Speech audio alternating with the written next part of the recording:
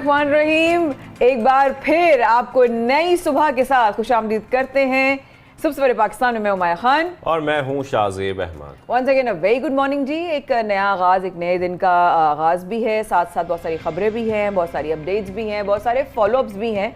अगर हम बात करें इस वक्त पॉलिटिकल सिनेरियो की तो भी बहुत सारी अपडेट्स हैं आपके लिए आज के प्रोग्राम में शाहजेब। लेकिन प्रोग्राम का आगाज़ हम सुबनामा में कर रहे हैं। वज़ीर आज़म इमरान खान ने पेट्रोल और डीजल सस्ता किया, साथ में बिजली भी सस्ती की, लेकिन ये सस्ती करने के बाद जो सनती पैकेज है वो भी इन्होंने दे दिया है और ओवरसीज़ पाकिस्तानियों को सरमायाकारी पर 5 साल की टैक्स छूट और स्मॉल एंड मीडियम इंडस्ट्रीज़ के लिए पुरकशिश मराद का ऐलान भी साथ में किया गया है। हाँ बिल्कुल, उन्होंने लाहौर में आई थिंक खिताब करते हुए ये ऐलान किया और बोले कि जो पैकेज दिया वो बहुत पहले देना चाहिए था। उन्होंने ये भी कहा और रुकावटें ख़त्म कर दी। अब पाकिस्तान तेज़ी से जो है वो तरक्की करेगा और लॉन्ग टर्म पॉलिसीज़ के ज़रिए पाकिस्तान को सनती मुल्क बनाएंगे। वज़ीर आज़म इमरान खान ने कहा मुल्क में एक माह में महंगाई 1.15% बढ़ी। बिल्कुल, और मजमूई शरह की अगर बात करें तो 12.24% हो गई है महंगाई, जबकि इदारा शुमारियात के ताज़ा अदाद-ओ-शुमार जारी कर दिए गए हैं जिसमें एक माह में टमाटर की कीमत 200% तक इजाफा उसमें रिकॉर्ड किया गया है। टमाटर की कीमत यानी कि अगर 200% तक इजाफा हो जाएगा सिर्फ टमाटर की कीमत में तो कितना फ़र्क पड़ेगा। जब हम कहते हैं ना कि घरों का सामान लेने जाना है, घर का बजट बनाना है, उसमें कमी होती जा रही है, उसकी वजह ये है कि चीज़ें महंगी होती जा रही हैं। और आप नॉर्मल बेसिक शादी करें ना, घर में जिस तरह की चीज़ें होती है। कल रात की ही बात है, भाभी कही थी पता है टमाटर इतने महंगे हो गए, तो मैं ये सोचा नहीं कि एक आम आदमी तक पहुंचते पहुंचते जो चीज़ उसकी बेसिक्स है तो टमाटर के बगैर अब खाना बनाने की तैयारी पहले ये भी कहा जाता था कि टमाटर अगर महंगे हो रहे हैं तो आप दही का इस्तेमाल कर लेंगे। अब तो दही भी महंगी होगी, टमाटर भी महंगे होंगे तो आप क्या इस्तेमाल करेंगे, ये एक सवाल पैदा होता है। चीजों से इस्तेमाल न करें। साथ में आपको ये बताएं कि सब्जियां भी 11% जबकि गोश्त 9% महंगा हुआ है। इसके साथ साथ आपको बताएं कि महंगाई का जिक्र हम कर रहे हैं लेकिन बड़ी सियासी हलचल चल रही है, मुलाकातें चल रही हैं और हमने ये भी देखा तहरीक अदम एतमाद के जो अपोजिशन की जानब से कहा गया, उसका ऐलान किया गया है, उसके बाद से सबसे पहले पंजाब में तब्दीली लाने की कोशिशें की जा रही हैं। पंजाब में मुलाकातों का सिलसिला बहुत तेज़ हो चुका है, वहाँ में मुशावरतें बहुत तेज़ हो गई हैं। जैसा कि गुज़िश्ता चंद रोज़ में हम देख रहे हैं कि हुकूमती और अपोजिशन जमातें पंजाब में इंतहाई मुतहर्रिक नज़र आ रही हैं। साथ में आम मुलाकातें हो रही हैं और मुलाकातों के साथ साथ टेलीफोनिक राबते हो रहे हैं। चौधरी बरादरान की अगर बात की जाए, चौधरी बरादरान से मुलाकातें तवज्जो का मरकज़ इस वक्त पंजाब में खासतौर पर बनी हुई हैं और हम देख रहे हैं कि मुख्तलिफ जो अपोजिशन रहनुमा है उनसे जाकर मुलाकातें कर रहे हैं या उनसे रब्ता कर रहे हैं। तो इन राब्तों के पीछे क्या कहानी है, क्या वजूहात हैं और पंजाब की सियासत किस तरफ जा रही है, ये जानना बहुत ज़रूरी है। साथ में हम ये बताएं कि वज़ीर आज़म इमरान खान की भी लाहौर आमद हुई। ये भी हम देख रहे हैं कि पंजाब पे सब बड़ा जोर चल रहा है, चाहे ऑपोजिशन हो, क्या मामला चल रहे हैं, क्या हो रहा है, क्या होने वाला है, क्या खदशात हैं, बहुत सारे सवाल जो है वो जहन में आते हैं शाहजेब। और हमें ज्वाइन किया है आज गालिबन हम गलत नहीं हूँ तो के इंसाफ उस्मान बसरा साहब ने। बिल्कुल, उस्मान बसरा साहब हमारे साथ मौजूद हैं। उस्मान बसरा साहब को खुशामदीद करेंगे सबसे सवेरे पाकिस्तान में। उस्मान बसरा साहब, जिस तरीके से हम देख रहे हैं कि पंजाब में सियासत जो है वो देख रहे हैं खास तौर पर और मुलाकातों का सिलसिला भी वहाँ पर जारी है, ज़रा बताइएगा कि पीटीआई के लिए कोई फिक्र की बात है या नहीं है अगर सिर्फ पंजाब की बात की जाए तो? बिस्मिल्लाहिर्रहमानिर्रहीम। एक तो आपका बहुत शुक्रिया। देखिए अल्हम्दुलिल्लाह पाकिस्तान तहरीक इंसाफ के लिए और हमारी हुकूमत के लिए, हमारे इत्तेहादियों के लिए कतई कोई परेशानी की बात सिरे से नहीं है। ये अब मुत्तहिदा अपोजिशन बराए तहफ़्फ़ुज़ बदउनवानी जो है उनके बैनर तले इकट्ठे जितनी भी जमातें हैं, ये बेचारे क्योंकि इक़्तिदार से बड़े अरसे के बाद दूर हुए हैं, बड़े अरसे के बाद इनकी दिहाड़ियाँ लगना बंद हुई हैं, बड़े अरसे के बाद ये एवन फील्ड के अंदर कोई नई प्रॉपर्टीज़ नहीं ख़रीद पा रहे, बड़े अरसे के बाद कोई नए सरे महल टाइप चीज़ें उनकी ख़रीदारी नहीं हो रही, तो बेचारे बड़े परेशान हैं और घबराए हुए हैं। ये तो कभी सोच भी नहीं सकते थे कि पाकिस्तान के अंदर ये सलीमुल्लाह और कलीमुल्लाह का जो मकरू खेल जारी था बड़े अरसे से, कभी तुम्हारी बारी अब मेरी बारी, अब मैं तुम्हारे पेट फाड़ूंगा, अब मैं तुमसे हिसाब लूँगा, अब तुम कौन हो, ओए जरदारी, ओए नवाज शरीफ वाले।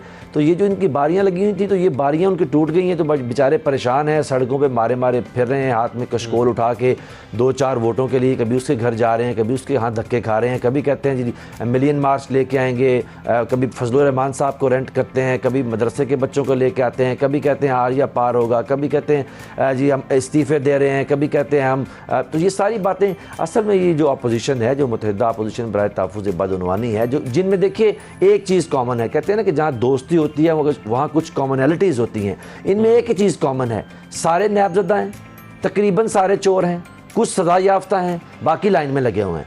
तो ये सारे के सारे अपनी चोरी बचाने की एक मुहिम है जिन्होंने शुरू की हुई है और लोगों की आंख में धूल झोंक रहे हैं और हम उसको देख रहे हैं बैठ के। देखिए ना, प्राइम मिनिस्टर जब कहते हैं घबराना नहीं है तो अपनी कौम से भी कहते हैं आपने घबराना नहीं है मुश्किल हालात के अंदर, लेकिन बिलखसूस आप अपोजिशन से भी कहते हैं कि आपने घबराना नहीं है। हमें मालूम है कि आपकी टीटियाँ नहीं लग रही, हमें मालूम है कि आपकी जो चोरी चकारी का एक बाजार यहाँ गर्म था वो ठंडा पड़ गया है, हमें मालूम है कि आप सब नैब के सामने खड़े हैं, हमें मालूम है कि आपके पास मनी ट्रेल कोई नहीं, लेकिन इस सब के बावजूद भी घबराना नहीं है, हौसला रखें, कानून भी अपना रास्ता बनाएगा। तो ये सारी जो भाग दौड़ है दरअसल ये सिर्फ ये है अपोजिशन की हद तक खबरों में रहने की जुस्तजू है। लेकिन कोई एक सब्सटेंशियल काम जो इस अपोजिशन ने यहाँ किया हो, किसी कानून साजी में हिस्सा लिया नहीं लिया, पार्लियामान के फ्लोर पर खड़ा होकर लोगों की बात की नहीं की, नैब पे तबर्रा करते हैं पार्लियामेंट में खड़े होके, सड़कों पे इमरान खान को गाली देते हैं, इसके अलावा उनका काम कोई नहीं।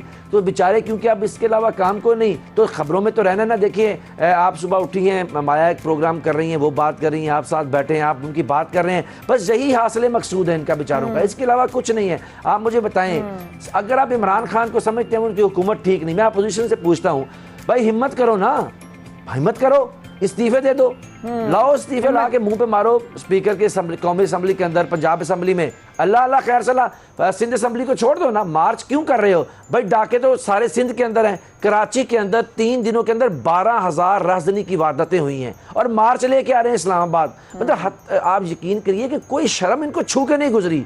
अच्छा। बच्चे मारे हैं भूख से, अफलास से सिंध के अंदर, स्कूल को नहीं है सिंध के अंदर, असातिज़ा को नहीं है सिंध के अंदर, अपना WHO ने इमरजेंसी नाफिज की है। अगर हम पंजाब की सियासत की बात करें, अगर हम खास तौर पर पंजाब की सियासत की बात करें तो तकरीबन 14 साल के बाद शहबाज शरीफ ने चौधरी बरादरान से मुलाकात की है, वज़ीर-ए-आज़म पाकिस्तान भी वो भी मुलाकात करके आए हैं। ज़रा बताइएगा ये मुलाकात में क्या बातचीत हुई, कुछ अंदरूनी कहानियां हमारे साथ शेयर कर सकते हैं? देखिए अंदरूनी कहानी तो अगर तो मैं कुछ ज़ेब दास्तां के लिए बढ़ा के आपके सामने पेश करूं तो वो तो आप जितनी भी खोदेंगे उसके अंदर एक ही चीज़ है, और चीज़ ये है कि हमारे इत्तेहादी, वो चौधरी बरादरान हो, वो MQM हो या दीगर, हमारे साथ जेल्ड हैं, जुड़ के खड़े हुए हैं और प्राइम मिनिस्टर के विजन को सपोर्ट कर रहे हैं। That's it. अब मसला ये है कि क्योंकि ये सियासत है, हम देख रहे हैं कि ये जो अपोजिशन है इसका किरदार क्या है, बद किरदारी इनका एक खासा है।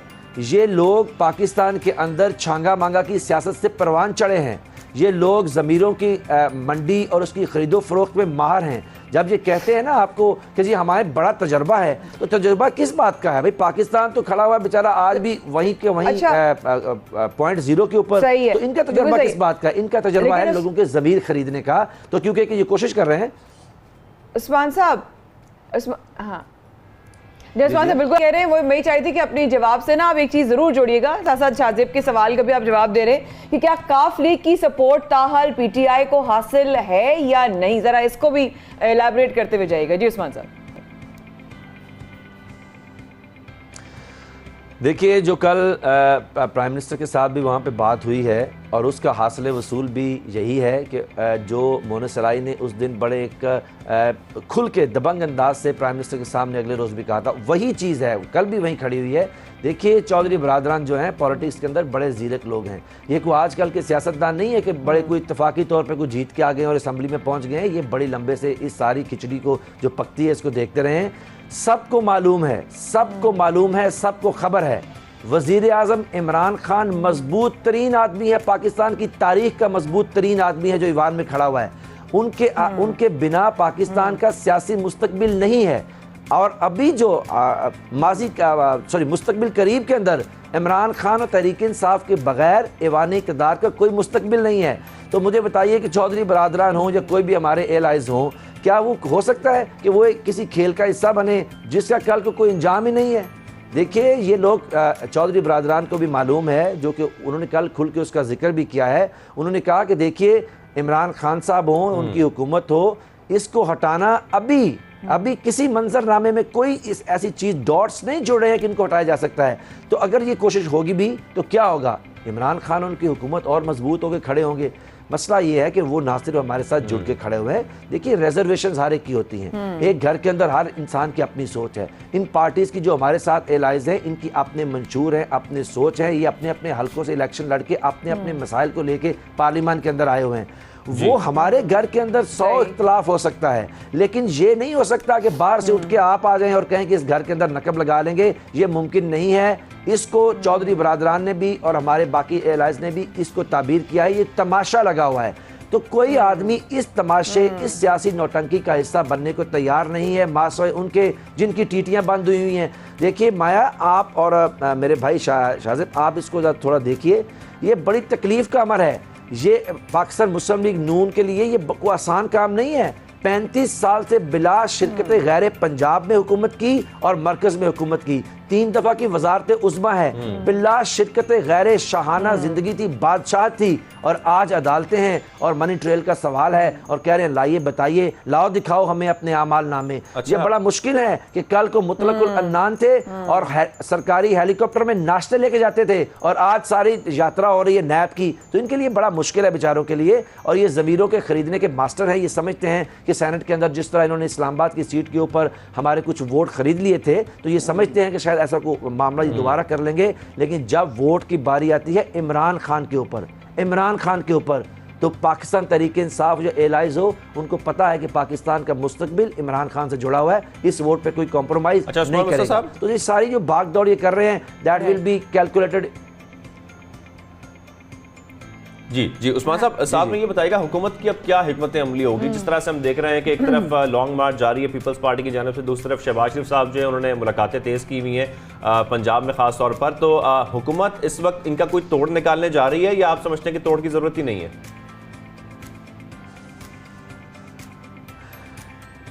देखिए शाहज़ेब, एक बात याद रखिएगा कि सियासत के सीने में दिल नहीं होता है। यहाँ तोड़ निकाले नहीं जाते हैं, तोड़ करके बैठे हुए हमको यहाँ पे जो है ना चाय कॉफ़ियाँ नहीं उड़ा रहे इस्लामाबाद के अंदर बैठे हुए, और ना पंजाब के अंदर हम कोई जो है सरकारी माल के ऊपर जो है वो हलवे खा रहे हैं बैठ के। ऐसा कुछ नहीं हो रहा। असल में मुस्लिम लीग नून को मालूम है, देखिए ना 7 अरकान मुस्लिम लीग नून के खुल के एक हमने टिप ऑफ एन आइसबर्ग के तौर पे इनके सामने खड़े किए हुए हैं कि ये 7 तो वो हैं जो हैं आपकी जमात में, लेकिन 7 इमरान खान साहब का दे रहे हैं। तो 7 तो वो हैं, 21 वो हैं जो इनको मालूम है कि 21 वो हैं जो अभी टिप ऑफ एन आइसबर्ग के नीचे हैं। तो हम तो कह रहे हैं भाई कि मरकज के अंदर भी हमने इनको मालूम है। देखिए ना किस तरह मुमकिन है शाहज़ेब और माया, आप देखिए इसको ज़रा गौर कीजिए कि सेनेट ऑफ पाकिस्तान जो ईवान बाला है उसमें अक्सरियत है मुत्तहिदा अपोजिशन बराए तहफ़्फ़ुज़ बदउनवानी की, और बिल पास होते हैं हुकूमत के। इनके लोग एब्सेंट होके गैर हाज़िर रह के हुकूमत की तायद करते हैं।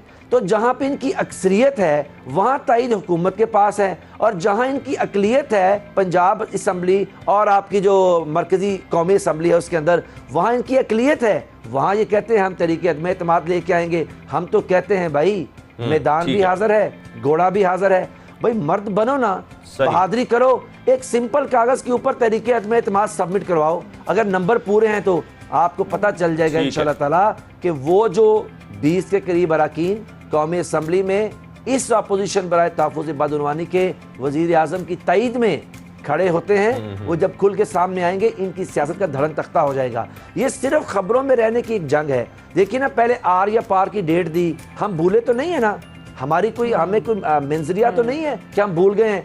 आर या पार की तो डेट दी थी, तो वो आर या पार नहीं कर सके। जो इस्तीफे इनके पास पड़े हुए हैं वो इस्तीफे ना दे सके, ना वो स्पीकर को पहुंचे, ना वो कायदीन को पहुंचे, और आर या पार जो है खुद बजाते खुद वो बेचारा धड़न तख्ता हो गया। डेट दे के आर या पार नहीं कर सके तो मफरूज़ों पे कायम की हुई अदम एतमाद कैसे करेंगे? हम तो रोज़ कह रहे हैं भाई, आपके प्रोग्राम के तवस्सुस से दोबारा कह रहे हैं कि लाओ दिखाओ भाई, आओ ना, करो अदम एतमाद, पंजाब से शुरू हो जाओ, करो, अगर हिम्मत है तो करो।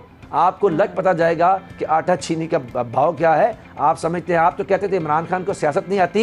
इमरान खान ने तुम्हें उन दरों के ऊपर वहाँ पे जाके कशकोल लेके तुम वोट मांगते फिर रहे हो जिनको तुम लोगों ने अपने घर फातह खाने के लिए आने नहीं दिया था। तुम कहते हो इमरान खान को सियासत नहीं आती, उसको वो सियासत आती है जो तुम्हारे ख्वाब में भी नहीं है। वो तन तनहा खड़ा हुआ है, पाकिस्तान की सारी करप्ट चोर टोला एक तरफ खड़े हुए और इमरान खान का बाल भीगा नहीं कर सके। ठीक है, आपका कमेंट हमारे पास आ गया। उस्मान बसर साहब बहुत शुक्रिया, आपने शो में ज्वाइन किया और इस पर जो है वो बातचीत की। Thank you very much for coming. आगे बढ़ते हैं और आगे बढ़कर हमें, क्योंकि बहुत सारे मसाइल हैं, जिक्र किया जा रहा है बार बार महंगाई का, हमने अपने शुभनामा में भी जिक्र किया महंगाई का, कि महंगाई जिस तरीके से बढ़ती जा रही है उसमें आवाम का क्या हाल होगा। वो आवाम का हाल तो हम आपको दिखाते रहते हैं, जो शहरियों का कहना है वो भी दिखाते रहते हैं जब पेट्रोल महंगा होता है। लेकिन अभी रिसेंटली पेट्रोल सस्ता हुआ है, उस पर शहरियों को क्या रद्द-ए-अमल है ये भी हमने जाना। लेकिन साथ में हम जिस तरीके से देख रहे हैं कि दूध की कीमत में हर कुछ अरसे बाद माया इजाफा हो जाता है। बिल्कुल ऐसे ही है। कराची में डेयरी फार्मर्स ने दूध की कीमतों में फिर मनमाना इजाफा कर दिया। अगर मैं तो आप लोगों को तफसील भी शेयर करें हम दोनों, तो दूध फी लीटर 10 रुपये और दही 20 रुपये किलो महंगा हो गया। दूध की नई कीमत 150 रुपये लीटर और दही की 220 रुपये लीटर हो गई। यानी कि या अल्लाह, मैं क्या इसके आगे दूध दही हो गया। अगर हम चिकन की बात करें तो वो भी 400 रुपये से बढ़ चुकी है कि इलेक्ट्रिक ने नेपरा से बिजली 3 रुपये 40 पैसे फी यूनिट महंगी करने की दरखास्त भी कर दी है। इसी पर बात करने के लिए हमें ज्वाइन किया है रुकन कौमी असम्बली रहनुमा तहरीक इंसाफ आलमगीर खान साहब ने। आलमगीर खान साहब, आपको खुशामदीद कहेंगे सबसे पहले पाकिस्तान में।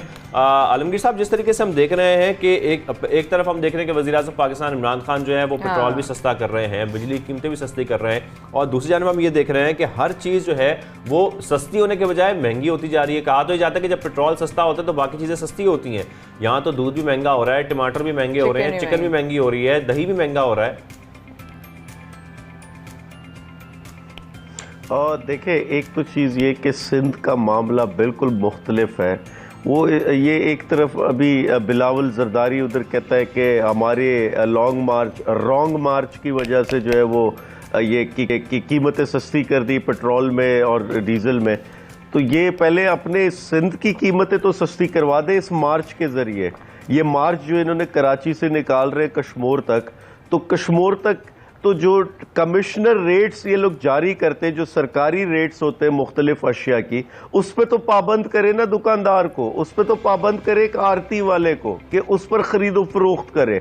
ये और इस पर ये क्यों नहीं होता? क्योंकि ये डीसी का काम होता अपने इलाके में पाबंद करवाना, और डीसी यहाँ पे एक सियासी, ऐसा लगता है एक सियासी कारकुन है पीपल्स पार्टी का।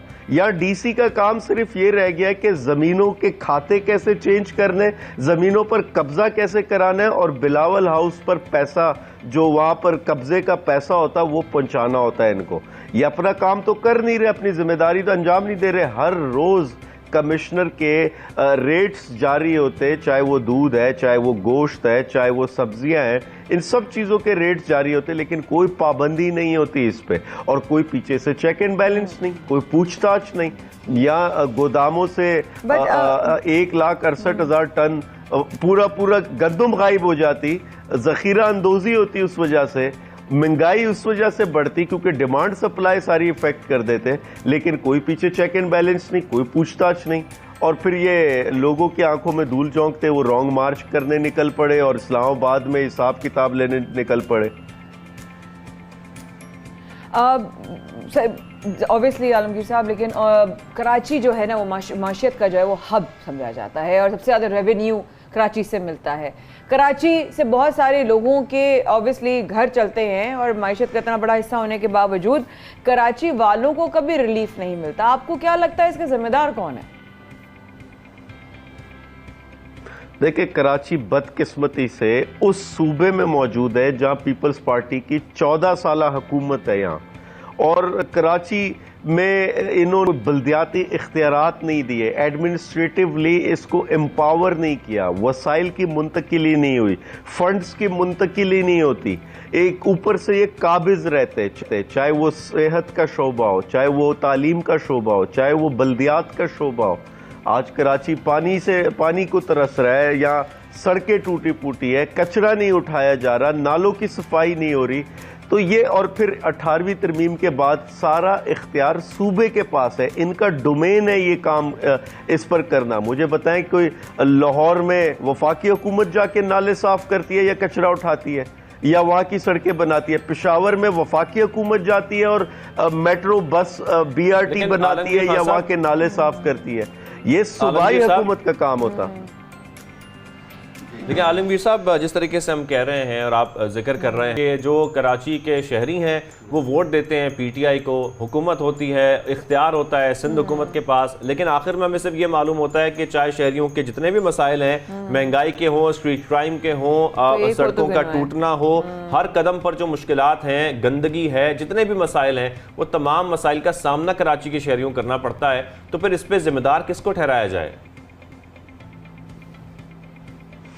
इसका जिम्मेदार आईनी कानूनी तौर पे पीपल्स पार्टी की हुकूमत है, क्योंकि 18वीं तरमीम के बाद इदारे उनके पास है। देखिए, वोट तो लाहौर से नून लीग को पड़ा, नून लीग के एमएनएज वहां से मौजूद है, लेकिन सवाल वहां से सूबाई हुकूमत से किया जाता है, क्योंकि इदारे उनके पास है। चीफ मिनिस्टर उनका है, डोमेन उनका है, बल्दियाती इदारे, मशीनरी सारी उनके पास है। इसी अंदाज में यहाँ पर Karachi water and sewerage board, KMC, DMC, KDA, SBCA, Sindh solid waste management, ये सब, चाहे वो हेल्थ का शोबा हो, एजुकेशन का शोबा हो, पुलिस हो, डीसी इंतजामिया हो, सब पीपल्स पार्टी की हुकूमत के पास है। और बदकिस्मती से एक माफिया के तर्ज में यहाँ पर हुकूमत की जाती। इनके बीटर्स मौजूद हैं हर महकमे में, हर शोबे में। वो बीटर्स पैसा बना कर देते और बिलावल हाउस पहुंचाया जाता। और इनकी पूरी सियासत, ये जो रॉन्ग मार्च अभी इन्होंने निकाला, इसका पैसा कहाँ से आ रहा है? ये इन्हीं इदारों से पैसा चूस के यहाँ पर सियासी जलसे किए जाते और इलेक्शन कैंपेन्स का खर्चा निकाला जाता। तो ये पिछले 14 साल की कारकर्दगी है, उसका हम यहाँ पर फल खा रहे हैं। बदकिस्मती ये होती कि इंटीरियर से वडेरे जीत के आ जाते हैं मेजॉरिटी में, और फिर कराची वाले उन्हीं वडेरों को जो है वो बर्दाश्त करते और उसका हम नतीजा भुगत रहे होते। आलमगीर साहब, एक सवाल करना चाह रही हूँ इजाज़त के साथ। अब ऑब्वियसली बहुत सारी मुश्किलात हैं, हम एक हो तो गिनवाएं। ऑब्वियसली स्ट्रीट क्राइम्स की बात करते हैं अगर, तो बाकी सारी चीज़ें के नामुनासिब जिस तरीके से सहूलियात हैं उनकी भी बात नहीं करते। स्ट्रीट क्राइम्स अचानक से बहुत ज़्यादा जो है वो हाई रेट हो गया है। हर जगह हम देख रहे हैं, कभी किसी फैमिली, कभी कोई इंसान, कभी कोई गरीब, कोई मेहनत कश इंसान, हर एक के साथ कहीं ना कहीं कोई ना कोई विक्टिम हो रहा है। अब इसका जिम्मेदार हम ये कहें कि कोई कौन है, हम ये ढूंढें, हम तो सिर्फ सवाल कर सकते हैं कि स्ट्रीट क्राइम्स को रोकने के लिए क्या कोई इकदाम लिए गए हैं कि हम मजीद अपनों के और जानों को ना खोएं? देखिए, मैं आपको इंतहाई वसूख से कह रहा हूँ, स्ट्रीट क्राइम का मौजूदा निज़ाम में कुछ नहीं हो सकता। जो इस वक्त यहाँ सिंध में और स्पेशली कराची में जो पुलिस है, पुलिस का काम है ना स्ट्रीट क्राइम रोकना। अब फौज तो नहीं आएगी स्ट्रीट क्राइम रोकने, पुलिस की कैपेसिटी नहीं है। इस शहर में सेफ सिटी प्रोजेक्ट नाम की चीज़ ही नहीं है। इस शहर में कोई सीसीटीवी कैमरास, कोई मॉनिटरिंग, कोई इंटेलिजेंस कुछ है ही नहीं इनकी।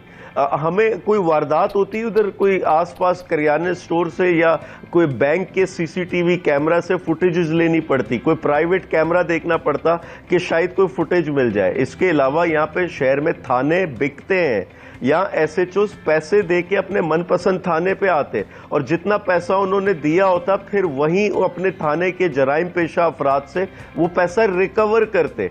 एक एक चोर डकैत की पुलिस को खबर होती लेकिन नहीं पकड़ा जाता उनको। मंशात के अड्डे खुद चलवाए जाते, जुए के अड्डे खुद चलवाए जाते, वहां से पैसा थाने में मंथली बंधा हुआ होता। यहाँ जितने पुलिस वाले हैं ये वारदातों में मुलविस होते क्योंकि मेरिट के खिलाफ आए ये लोग। एक्स आईजी सिंध की स्टेटमेंट है कोर्ट में कि 6000 उसने इलीगल भर्तियां की है पुलिस में। ये 6000 लोग कौन थे? ये वो कांस्टेबल सिपाही है जो पैसा देकर भर्ती हुए। अब जो 5 से 10 लाख रुपए देकर पुलिस में आया है, आपको नहीं लगता वो अपनी रिकवरी करेगा जो पैसा उसने खर्च किया? इसी अंदाज में कोई प्रोफेशनलिज्म नहीं है यहाँ पे, पुलिस की कोई ट्रेनिंग नहीं है यहाँ पे। और साथ ही ना इनके पास फंड्स होते, ना इन्वेस्टिगेशन इनके पास। बिल्कुल आपका पॉइंट हमारे पास आ गया आलमगीर साहब। साथ में मैं आपसे ये भी जानना चाहता हूँ, जिस तरीके से हम बात कर रहे हैं दूध की प्राइसेस बढ़ने की, मनमाना इजाफा किया जाता है हर कुछ अरसे के बाद। अगर इसी तरह से इजाफा किया जा रहा है और 18वीं तरमीम का आप कह रहे हैं कि उसके बाद हुकूमत सिंध का ये काम है कि उसको कंट्रोल करें, लेकिन पीटीआई आप समझते हैं कि कोई एहतजाज करेगी, कराची के शहरियों के लिए आवाज बुलंद करेगी? देखिए, इस वक्त तहरीक इंसाफ पूरे सिंध में एहतजाज कर रही है। हमारा घोटकी से सिंध हकूक रैली हमने शुरू की है और वो बुनियादी तौर पे जो पिछले 15 साल इनकी कारकर्दगी है, जिसमें ये वफाकी हुकूमत का हिस्सा भी रहे, इनका वज़ीर आज़म भी था, इनका सदर भी था, तो हम सिंध में यही सवाल लेके निकले कि इन सालों में इनकी जो कारकर्दगी रही है, जो इन्होंने इस सूबे में मिसमैनेजमेंट की है, जो करप्शन की है, जो मेरिट की धज्जियां उड़ाई है, जो इन्होंने इदारों का बेड़ा गर्क किया है, तो उस पर भरपूर रैली की जा रही है। और ये महंगाई हो, बैड गवर्नेंस हो, करप्शन हो, ये सब इनकी कारकर्दगी के नताइज है और अवाम भुगत रही है। तो भरपूर अवामी शिरकत हो रही है। लाड़काना में मैं खुद गया, बहुत बड़ा जलसा हुआ है वहाँ पे। कल नवाबशाह में अवाम की बड़ी तादाद आई है। तो ये लोग इनके खिलाफ हैं, इनकी नफरत में हमारी रैली ज्वाइन कर रहे हैं। बहुत शुक्रिया आलमगीर खान साहब, आपने हमें ज्वाइन किया। और जिस तरीके से महंगाई बढ़ती जा रही है, खासतौर पर दूध के प्राइसेस की हम बात करें तो उसकी कीमत में मनमाना इजाफा हो रहा है। बहुत शुक्रिया, आपने शो में हमें ज्वाइन किया। हम छोटी सी ब्रेक लेते हैं, ब्रेक के बाद वापस आते हैं, बहुत सारे मौज़ूआत पर बात करनी है।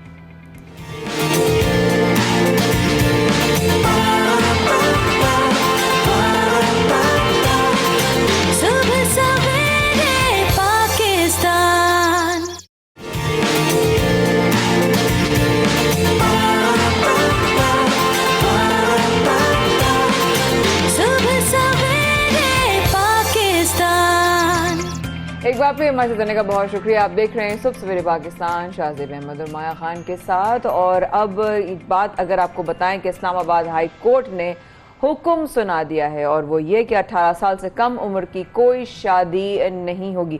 18 साल से कम उम्र की शादी गैर कानूनी समझी जाएगी। बिल्कुल गैर कानूनी समझी जाएगी। इस्लामाबाद हाई कोर्ट ने हुक्म सुनाया है। साथ में फैसले में ये भी कहा गया है कि 18 साल से कम उम्र लड़की मर्जी से आज़ादाना शादी भी नहीं कर सकती। यानी कि अगर कराना चाहे या वो खुद भी करना चाहे, वो तब भी नहीं कर सकती। इस हुक्म का जो हुक्म दिया गया है इस्लामाबाद हाई कोर्ट की जानिब से, उस फैसले में ये सब कुछ कहा गया है। इसी पूरे मामले को समझने के लिए, जानने के लिए और इसकी क्या इंपॉर्टेंस है, कितना ज़रूरी था ये हुक्म सुनाना, इस पर बात करने के लिए हमारे साथ मौजूद है माहिर कानून रमशा चौधरी साहिबा। रमशा साहिबा, आपको खुशामदीद करेंगे सुबह सवेरे पाकिस्तान में। रमशा साहिबा, जिस तरीके से एक बड़ा अहम फैसला, एक बड़ा अहम हुक्म सामने आया है इस्लामाबाद हाई कोर्ट की जानिब से कि कम उम्र शादी गैर कानूनी अब समझी जाएगी, चाहे वो आज़ादाना हैसियत में करना चाह रही है या उनकी कराई जा रही है, इसको अब गैर कानूनी करार दिया गया है। इस अदालती फैसले को आप कैसे देखती हैं और कितना ज़रूरी था ये फैसला? जी थैंक यू। सबसे पहले तो इस जजमेंट को अगर हम देखें तो उसके अंदर 2 पॉइंट्स डिस्कस हुए हैं। पहला पॉइंट था कि लड़की अपनी मर्जी से शादी जाके कर सकती है कि नहीं, और दूसरा पॉइंट था कि वेदर पेरेंट्स उसकी शादी करवा सकते हैं कि नहीं। तो हमारा जो पाकिस्तान का लॉ है ऑलरेडी, वो लड़की को प्रोहिबिट करता है, वो रोकता है उसको कि अपनी मर्जी से वो शादी नहीं कर सकती जब तक वो 18 साल की नहीं हो जाती। तो ये तो हमारा पाकिस्तान का कानून भी इस बात को एक्सेप्ट करता है और ये पहले से एक लेड आउट प्रिंसिपल है। दूसरा जो पॉइंट है जहां पर माँ बाप को रोका जा रहा है कि लड़की 18 साल से कम हो तो उसकी शादी ना की जाए, ये तो सीधा सीधा हमारे इस्लामिक प्रिंसिपल्स के साथ कॉन्ट्रडिक्ट कर रहा है, क्योंकि हमारे इस्लामिक प्रिंसिपल्स ये कहते हैं कि लड़की जब अपनी एज ऑफ प्यूबर्टी अटेन करती है, जब वो बालिग हो जाती है, तो आप उसकी शादी कर सकते हैं। तो ये एक बहुत ही कॉन्ट्रडिक्टिंग सी जजमेंट आई है and it is not going in compliance with the Pakistani laws and it is not going in compliance with the Islamic principles as well. तो जिस एक्सटेंट तक ओन फ्री विल वाली बात है बच्चे की, वो तो एक्सेप्टेबल है, बट जहां पर बात आ जाती है माँ बाप की शादी बच्ची की करवाने की, वो थोड़ा सा कॉन्ट्रडिक्टिंग है, क्योंकि फिर वो अमेंडमेंट्स मांगते हैं लॉ के अंदर। या तो फिर अब अमेंडमेंट आए लॉ के अंदर, कोई एक्ट पास हो, कोई बिल पास हो, तो फिर हम इस चीज को कंसिडर करेंगे। तो इसका मतलब है रिमशा कि अगर कोई भी शख्स कम उम्र लड़की की शादी कराना चाहे या करवाता है तो उसको फिर कानूनी तौर पर सजा भी होगी? जी, हमारा यहाँ पर एक बिल पास हुआ था 2019 में, चाइल्ड मैरिज रिस्ट्रेंट बिल। तो उस बिल के अकॉर्डिंगली अगर आप बच्ची की शादी करवाते हैं, she is below the age of 18, तो एक तो पहले उन्होंने 16 से एज गैप, इसमें एज ब्रैकेट को 18 तक लेके गए थे इस बिल के थ्रू, और इसके अंदर उन्होंने फाइन तकरीबन 1 से 2 लाख का, और इसके अंदर इम्प्रिजनमेंट 1 से 2 महीने की इसमें रखी थी। तो ये एक ऑलरेडी इन्होंने बिल पास किया था, keeping in mind the international convention of child rights of child, तो उसके अंडर इन्होंने इस बिल को पास किया था। लेकिन हमारे सामने बहुत केसेस आते हैं जिसके अंदर नहीं फॉलो किया जाता। कितनी बच्चियां होती हैं जो अपनी मर्जी से भी शादी करके आती हैं और उनके पेरेंट्स भी शादी करवाते हैं और बच्चियों को कोई बीच में ऑब्जेक्शन नहीं होता। तो अगर आपका वली साथ बैठा हुआ है and if you are below the age of 18 तो you can marry, you can marry, right. अच्छा, अब मुझे एक सवाल बस आ रहा है जहन में, वो ये कि इस फैसले का, मैं एक आम इंसान हो सकता है कोई गुस्ताखी ना हो जाए, लेकिन इजाजत के साथ कि इस फैसले को करने की वजूहात किन बेसिस पे ये इस फैसले को लिया गया? आपको पता तो है पाकिस्तान के आजकल हालात कितने खराब हो गए हैं, पावर्टी इंक्रीज हो गई है। लड़कियां करती क्या है, व्हाट हैपेंस इज, हमारे सामने जब अंडर एज लड़कियों की शादियां कर दी जाती हैं, खुला के केसेस बहुत ज़्यादा फिर फाइल होते हैं, डोमेस्टिक वायलेंस के केसेस बहुत ज़्यादा फाइल होते हैं, क्योंकि जितनी कम उम्र की लड़की होती है उस पर उतना तशद्दुद होता है। तो बिल्कुल सही कहा। This is not new you know thing. Plus हमारी आजकल सोसाइटी के अंदर ये कल्चर बनता जा रहा है। वी ऑल नो कि कम उम्र में लड़कियों की शादियां की जा रही हैं। हम लोग इंस्टा पे, टिकटॉक पे, हर जगह देखते हैं कि छोटे छोटे बच्चे हैं, उनकी शादियां हो रही हैं। तो personally I am also of the view के कम उम्र में जितनी शादियां करेंगे उतने इंक्रीज डिवोर्स रेट्स होंगे। बच्चों को समझ नहीं होती। Obviously after the age of 20-21 you attain that maturity. अच्छा रमशा, मैं यहाँ पर ये समझना चाह रहा हूँ आप सब पर, और जो हमारे नाजरीन है वो भी यकीनी तौर पर ये जानना चाह रहे हैं कि इस फैसले से पहले, इस इस्लामाबाद हाई कोर्ट के हुक्म से पहले अगर हम कवानीन की बात करते हैं तो वो कवानीन क्या कहते हैं? अगर 18 साल से कम उम्र में किसी बच्ची की शादी कराई जाती है या वो करती है, आज़ादाना हैसियत में भी करती है, तो उसकी सजाएं क्या हैं? जी, तो हमारे पीपीसी के अंदर कुछ प्रोविजंस हैं जिसके अंदर अगर लड़की अपनी मर्जी से शादी कर लेती है तो पीछे से माँ बाप लड़के पर और लड़की पर पर्चा कटवा देते हैं, या मोस्टली लड़के पर ही पर्चा कटवाते हैं और कहते हैं कि हमारी लड़की अबडक्ट हुई है तो उसको किडनैप किया गया है for the purpose for the purposes of जिना और for the purposes of illegal acts. तो ये हमारे पास बहुत ज्यादा इस तरह की इंस्टेंसेस, केसेस भी बहुत ज्यादा आते हैं। कोर्ट के अंदर फिर लड़की को लाया जाता है, फिर लड़की फिर खुद वहाँ पे पेरेंट्स के सामने कोर्ट में बयान देती है जिसमें कहती है कि I want to go with either my parents और आइदर विद द गाय। तो ये एक सिचुएशन है। और दूसरा ये कि फोर्सेबल मैरिज तो कहीं पे भी अलाउड ही नहीं है, फोर्सेबल मैरिज प्रोहिबिटेड है। एक बात और भी जरा आपकी रहनुमाई अगर आप हैं तो आपके होने का जरूर भरपूर फायदा उठाते हैं। एक सवाल बस आ रहा है जहन में कि मैंने एक्चुअली एक दफा एक केस कवर किया था, उस पर बच्ची आई और बच्ची ने कहा जी मैं 18 साल की हूँ और मैंने अपनी मर्जी से शादी कर ली है, ठीक है। अच्छा, हमें इत्तेफाक से उनकी वालदा ने हमें राब्ता किया हमसे और ने कहा जब मेरी शादी को ही जो है वो 16 साल हुए तो ये 18 साल की कैसे हो सकती है। तो एक ये चीज़ कि जाली जो कागजात बनवा लेते हैं कि हम 18 साल के हैं या 18 साल से जायद हैं, ये भी जो व्हाटएवर, उस पर भी थोड़ा सा अगर काम हो सके तो। जी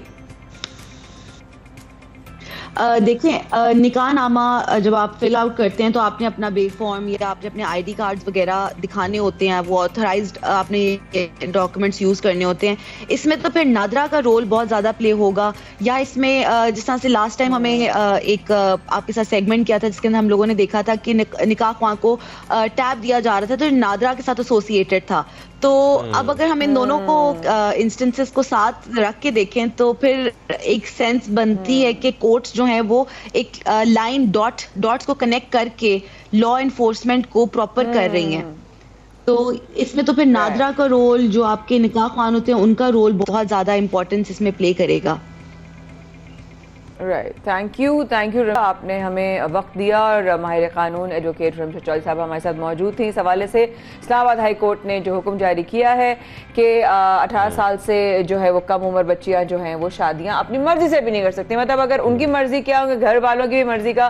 बहुत शुक्रिया रमशा आपके टाइम को, लेकिन उन्होंने भी ये क्लियर कर दिया कि कोई भी अगर इस उम्र से कम होगी, अगर घर वाले या कोई भी इन्वॉल्व होगा, उसके खिलाफ कानूनी कार्रवाई होगी। बिल्कुल, इसमें वालिदैन का भी एक किरदार है और ख़ासतौर पर जो बच्ची हैं, क्योंकि बहुत सारे केसेस ऐसे आते हैं कम उम्री की शादी के जो केसेस हैं उसमें अब जैसे कि बाकायदा तौर पर इस्लामाबाद हाई कोर्ट ने हुक्म सुना दिया है कि अब सजाएं दी जाएंगी, सख्त सजाएं दी जाएंगी। तो हम उम्मीद करते हैं कि अब ये केसेस थोड़े से रुक जाएंगे या हो सकता है कि इसमें कमी आ जाए, लेकिन खैर ये तो वक्त बताएगा, आगे चलकर हम इसमें देखेंगे। अब जो एक और अपडेट है वो आपको देना चाहेंगे, जो कि मैं हमेशा शादी, मुझे मौसम की जब बात होती है ना, शादी देखिए मौसम चेंज हो गया, मैं माया के चेहरे के मौसम देखूंगा। वैसे मौसम आज कुछ बदला लगा डेफिनेटली था, और उसकी वजह है महकमा मौसमियात के मुताबिक मगरिबी सिस्टम बलोचिस्तान के रास्ते सिंध में दाखिल होगा और बदीन, लाड़काना और जामशोरों में हल्की हल्की बारिश का इम्कान भी है। मजीद जानते हैं चीफ मेट्रोलॉजिस्ट सिंध सरदार सरफराज साहब से। बहुत आपने हमें ज्वाइन किया, आपने वक्त दिया।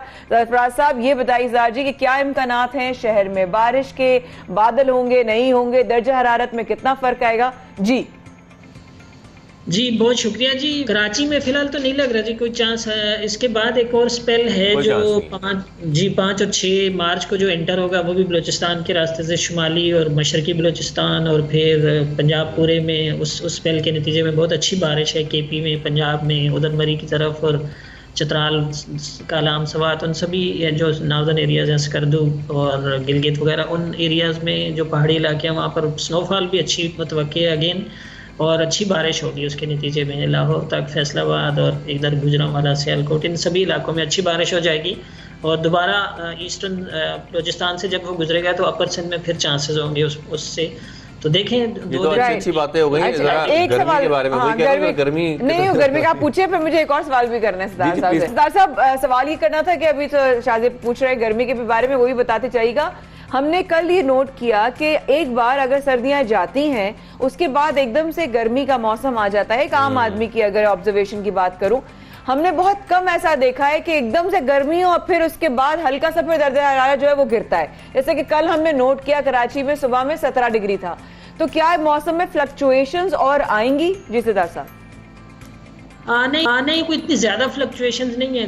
देखिए वही जो किसी दिन असल में कराची का जो टेम्परेचर होता है और वेदर आपको पता है कि वो विंड के उस पर डिपेंड करता है। यानी जिस दिन आज दिन में वेस्टर्ली फ्लो होगा, मगरिब या जनूब मगरिब से हवा का रुख रहेगा, रात में अगर वो नॉर्थ वेस्टर्ली हो जाएगा, ये जैसे ये स्पेल आगे निकल जाएगा तो दोबारा नॉर्थ वेस्टर्ली विंड हो जाएगी। शुमाल मगरिब से आने वाली वो निस्बतन ठंडी हवा होती है, तो 1-8 डिग्री टेम्परेचर नीचे आ जाता है। ओवरऑल यही 18 से 20 या किसी दिन 17 और यही रेंज रात के टेम्परेचर की, और दिन में वही 32-33 इस रेंज में रहेगा जी।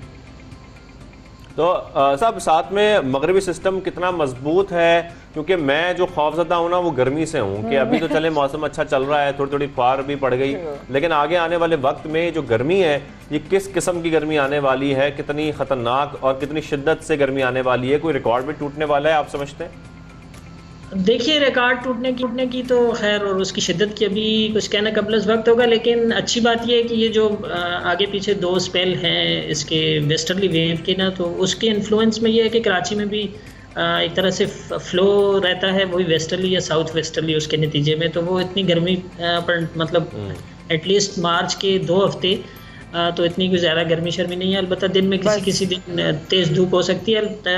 मार्च का आखिरी हफ्ता जो होता है अमूमन वो फिर गर्मी शुरू हो जाया करती है कराची में, और फिर गर्मी का होता है क्योंकि रमज़ान आने वाले हैं आगे और रोज़ों का वो होगा, तो ऑब्वियसली दुआ गो हैं। बहुत शुक्रिया सर सरदार सरफराज साहब हमारे साथ मौजूद है, चीफ मेट्रोलॉजिस्ट सिंध। आपके वक्त का बेहद शुक्रिया। इस मौसम को बरकरार रखते हैं जो कि सुबह सवेरे पाकिस्तान का है। रहिएगा हमारे साथ, विल बी राइट बैक।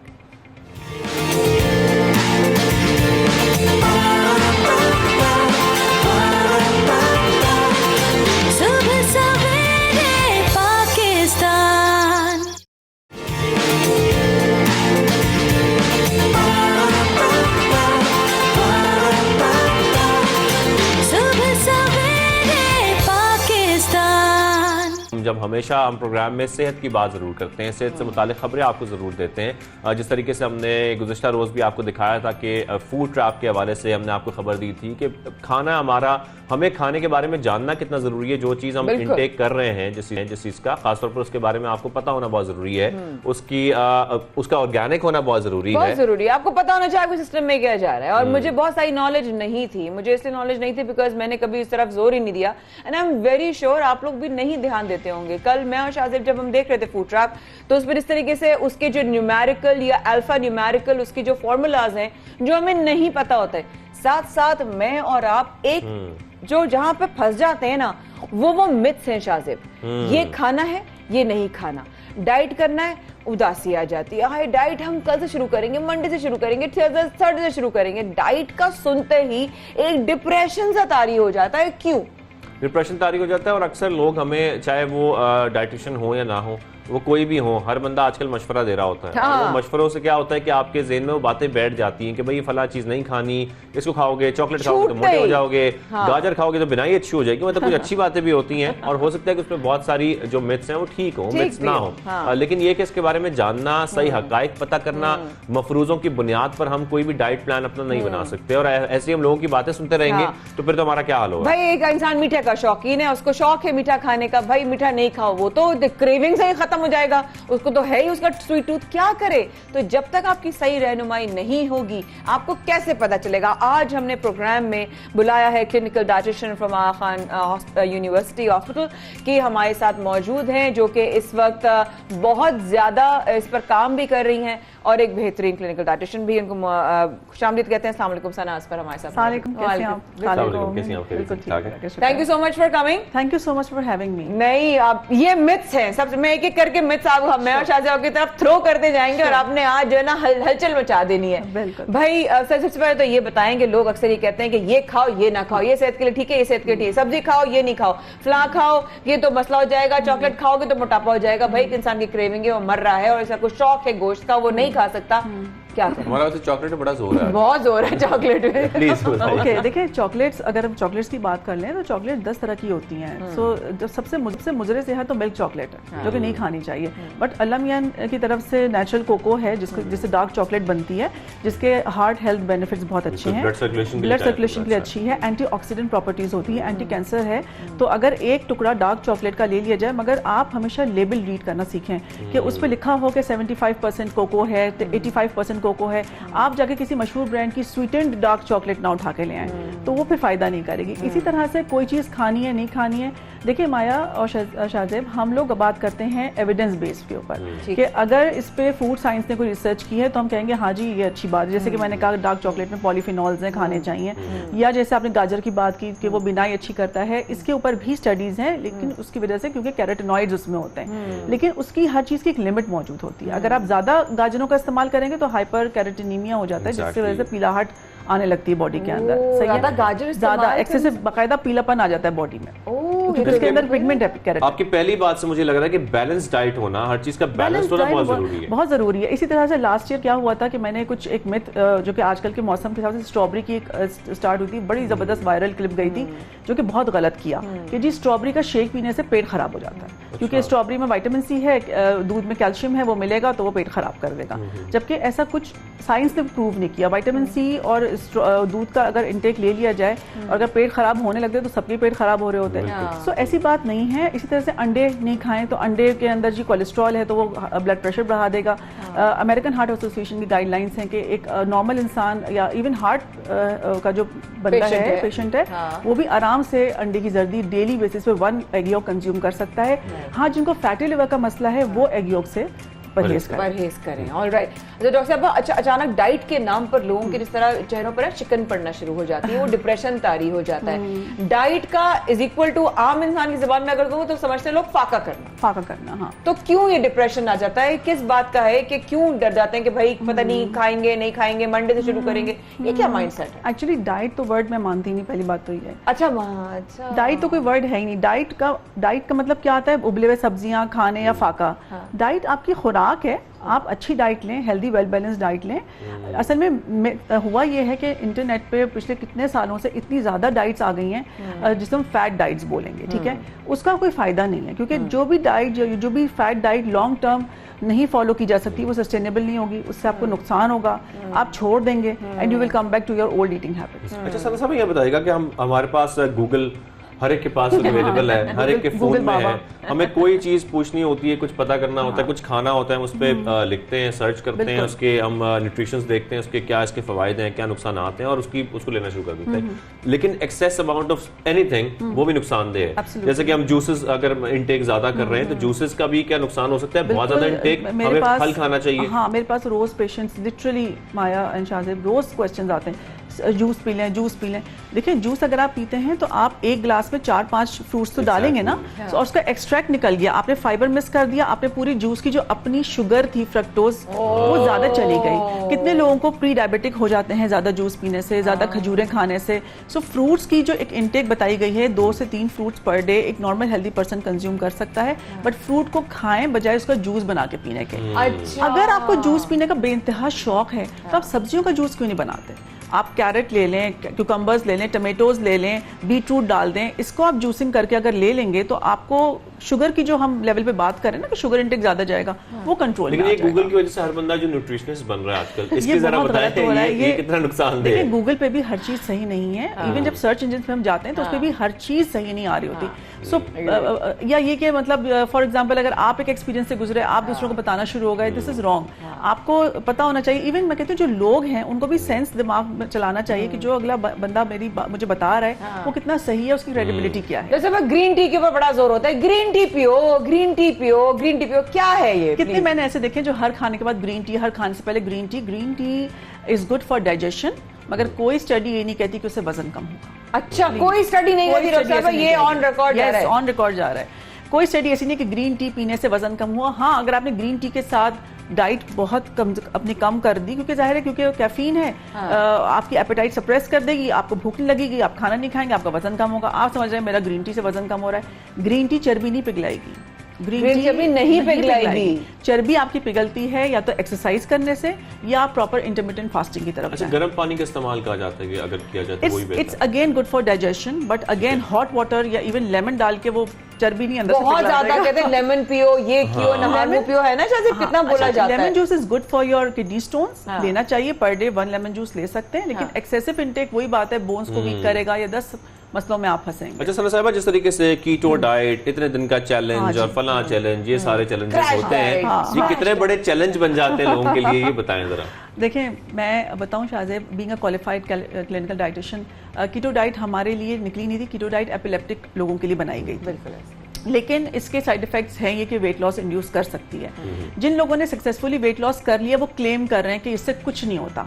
मेरी इतने 4-5 साल से मैं खान हॉस्पिटल में क्लिनिक्स कर रही हूँ, मेरे पास कोई 3-4 केसेस तो ऐसे आए हैं जिनमें किडनी रीनल फेलियर, हाइपर ट्राइग्लिसरीडीमिया यानी कि ट्राइग्लिसराइड्स का बढ़ जाना, क्योंकि वो जो कॉफ़ी में इतनी क्रीम है और मक्खन डाल के लोग लेते हैं, प्लस मल्टीपल न्यूट्रिशनल डेफिशिएंसीज के साथ लोग आए हैं। तो वेट तो आपका कम हो रहा है, मगर आप कितने साइड इफेक्ट्स का शिकार हो रहे हैं वो आपको नजर नहीं आ रहा। हर कोई तो डाइटिशियन नहीं होता ना। फिर ये कि ये सस्टेनेबल डाइट नहीं है। क्यों डाइट सस्टेनेबल नहीं है? क्योंकि आप कितने अरसे एक फ्रूट के ग्रुप को निकाल के जिंदा रह सकते हैं, यानी इतने सारे फ्रूट्स को आप निकाल दें, आप बेरीज को इस्तेमाल करें। अब बेरीज कितनी महंगी हैं, बहुत महंगी है।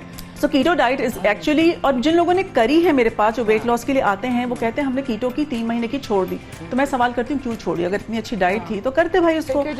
It's expensive, it's not sustainable. अच्छा, हमें ये चीज़ भी समझना ज़रूरी है कि हम अक्सर जब हम डाइटिशियंस के पास जाते हैं या उनसे रब्ता करते हैं तो हमें ऐसे फल या ऐसी डाइट बता रहे होते हैं जो इजीली मार्केट में अवेलेबल नहीं होते हैं कि जी फलां जगह पर ये फल पाया जाता है। ये समझना सना साहिबा बताइए कितना ज़रूरी है कि हमें सीजनल फ्रूट्स की तरफ ज़्यादा जाना चाहिए। बिल्कुल ऐसे ही चीज़ अवेलेबल है, देखिए जो चीज़ अवेलेबल है वही आप, और देखें जो डाइट कौन सी आपको फायदा करेगी। अगर आप लेट सपोज कोई डाइटिंग पे आते भी हैं, वो डाइट जो आप अफोर्ड कर सकें, जो आप लॉन्ग टर्म चला सकें। अगर कोई चीज आप आउट ऑफ द वे जाके, महंगाई इतनी, आप अपना राशन अलग लेकर आएंगे, घर का राशन अलग आएगा, वो आप एक दिन खाएंगे फिर कभी नहीं आप खाएंगे, नहीं कर सकेंगे फॉलो। तो आपके लिए जरूरी है कि आप उसको फॉलो करें जो आप कंटिन्यू कर सकते हैं। और साइंस भी कहती है कि जो चीज आप साइकोलॉजिकली एक्सेप्ट नहीं करते हैं अपनी बॉडी को, आपकी बॉडी उस पर रिस्पॉन्ड नहीं करती। जैसे कीटो डाइट हो गई या कोई भी फैट डाइट हो गई, आप कुछ अरसे फॉलो करेंगे फिर आप उसको छोड़ देंगे, क्योंकि आप साइकोलॉजिकली स्ट्रेस आउट हो जाते हैं कि यार आखिर मैं कब तक घर वालों से दूर होकर इस तरह से पकाऊंगी या खाऊंगी। एक आम नॉर्मल इंसान की, नॉर्मल खातून के लिए फॉलो करना मुश्किल है। तो सना आप ये कह रही हैं कि डाइट यानी कि हेल्दी खुराक हर एक का हक है और हर एक कर सकता है? बिल्कुल, एक्सेस है उसका। बैलेंस डाइट पे तवज्जो दें, पोर्शन कंट्रोल पे आना सीखें। रात का खाना सबसे पहले, जितने लोग इस वक्त मुझे देख रहे हैं, सबसे पहले काम 10 दिन के लिए रात का खाना 7-8 बजे के दरमियान खाना शुरू करें। It's not that difficult. और रात को जल्दी सोने की कोशिश करें। इतना भी चेंजेस अगर आप अपनी डाइट में कर लेंगे और चीनी हटा देंगे, आप देखें आपको रिजल्ट्स मिलना शुरू हो जाएगा। लेकिन सॉरी, अगर रात को 9 बजे सोना है तो फिर सुबह अगर कोई 2 बजे उठ रहा है तो फिर कैसे 9 बजे सोएगा? 2 बजे क्यों उठ रहा है? मतलब फिर पहले तो हमें ये करना है कि आप सुबह जल्दी उठें, फिर आपके ताकि अक्सर लोग रात को जाग रहे होते हैं, सुबह देर तक सो रहे होते हैं, वो कहते हैं हमने तो जी नींद पूरी कर ली। 7 hours sleep induced fat burning. बिल्कुल ऐसा है। सर 2 सवाल एक साथ। एक तो आपने कहा कि जो देर से क्यों उठते हैं, लेकिन जिनकी नाइट शिफ्ट्स होती हैं, लोग रातों में काम करते हैं, वो किस तरह डाइट का ख्याल रखें? वो फिर अगेन पोर्शन कंट्रोल पे आए, हेल्दी डाइट लें, एक्सरसाइज पे तवज्जो दें। देखिए एक्सरसाइज नहीं करेंगे 30% तो एक्सरसाइज काम करती है। ब्रिस्क वॉकिंग करें, यानी कुछ चीजों को अपनी लाइफ का हिस्सा बनाएं कि यार 30 मिनट्स मुझे अपने लिए निकालने। अच्छा, वो जो नाइट शिफ्ट वाले उनको भी 10-30 मिनट अपने लिए निकाल लें। यूट्यूब पे आप देख लेते हैं, एक्सरसाइज वीडियोस आ जाती हैं। अब तो कोई हमारे पास ऑनलाइन ही काम होता है। हमारे पास अब तो कोई रीजन है ही नहीं कि हम बाहर गर्मी है, सर्दी है, बारिश है, मैं वॉक नहीं कर सकती। अच्छा, मैं एक अपने बारे में सवाल करना चाहता हूँ। हम जैसे सुबह उठ जाते हैं 7 बजे इस प्रोग्राम के लिए। सुबह उठने के बाद हमारे पास टाइम नहीं होता, आप भी लेट हो रही होती, हम भी लेट हो रहे, हम नाश्ता नहीं करते। कितना जरूरी है सुबह हमारा नाश्ता करना? और अगर हमारे पास टाइम नहीं है तो हमें ऐसे क्या चीजें रखनी चाहिए जो हम इजीली हमारी इंटेक और फायदेमंद भी हो और सुबह मॉर्निंग के लिए हमारा एक नाश्ता भी हो जाए? मैं नाश्ता नहीं करूंगी तो मुझे मार डालेंगी। अच्छा, अब ये है कि ऐसे बहुत से अच्छी लोकल हमारी मुल्क में ग्रेनोला बार्स आ गए हैं जो मैंने खुद देखे, जिनके अंदर इंग्रेडिएंट्स अगर आप पढ़ें तो हनी और डेट्स के बने हुए होते हैं। सो वो आप एक ग्रैब एंड गो के तौर पे ले सकते हैं। आप एक केला ही खा लें, दूध का ग्लास ले लें, ये आपको आपकी न्यूट्रिशन कवर कर लेगा। यानी जो एक सुबह की रिक्वायरमेंट होती है ना बॉडी की, किक देना होता है एनर्जी का, वो जरूरी है। वो किक जरूरी है। तो अच्छा है शाज़िब, तो हम बिस्किट खा रहे होते हैं, पता नहीं कौन कौन से सबसे हॉरिबल चीज। डेट बिस्किट खाते हैं, डेट बिस्किट खाते हैं। अच्छा सना, एक बहुत अहम सवाल, एक डाइट करने वाला इंसान, भाई डाइट करना है, हाँ डाइट कर ले, क्या करना पड़ेगा? देखो रोटी चावल छोड़नी पड़ेगी। मुझसे कोई पूछता है तो मैं कहती हूँ रोटी चावल छोड़नी पड़ेगी, लेकिन बिल्कुल कतई ताल्लुक नहीं होगा। हफ्ते में तुम एक दिन, आपकी डाइट है वही जो मैं फॉलो करती हूँ, कि हफ्ते में एक दिन तुम एक मील अपनी चीट कर रखो। लेकिन जैसे ही चावल और रोटी छोड़ने की कोई बात कर देना तो उनको ना मतलब वो हो जाता है, आ जाती है। देखिए मैं ये समझाना चाहती हूँ क्योंकि कार्बोहाइड्रेट्स जो होंगे ना पानी रिटेन करेंगे, कार्बोहाइड्रेट भी नहीं छोड़ सकते। ठीक है, कार्बोहाइड्रेट्स पानी रिटेन करते हैं, तो कुछ अरसे के लिए आपको ये चीजें कम करनी पड़ती हैं। बिल्कुल जीरो पे नहीं लाने को कह रहे कि आप हफ्ते में एक दफा चीट मील का कॉन्सेप्ट क्यों हम देते हैं, इसलिए देते हैं ताकि आपको एक रिलैक्सेशन हो। आपको क्रेविंग हो रही है, आपने बिरयानी खाना है, पुलाव खाना है, मगर चावल से बेहतर, मतलब चावल बेहतर ऑप्शन है एज कम्पेयर टू नान की रोटी।